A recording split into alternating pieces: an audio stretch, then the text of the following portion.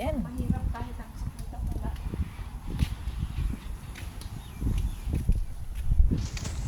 Siyempre ito, pagkat yung sasakyan nila.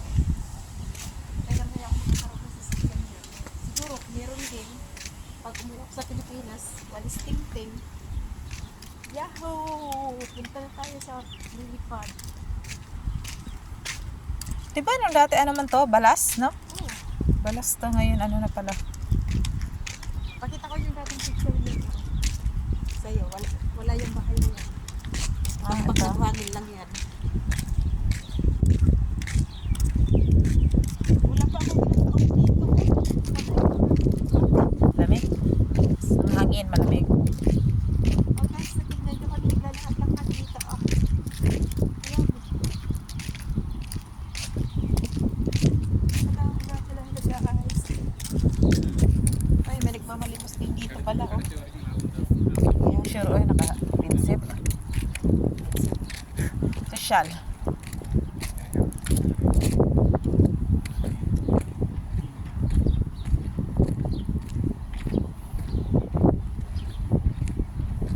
Okay guys, lapit na kami guys.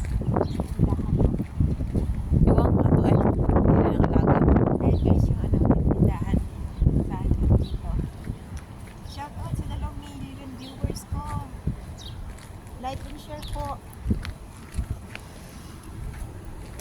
Ito po yung lugar ng Kuwait. Sa malapit sa bahay namin. Extra. Shout out po sa aking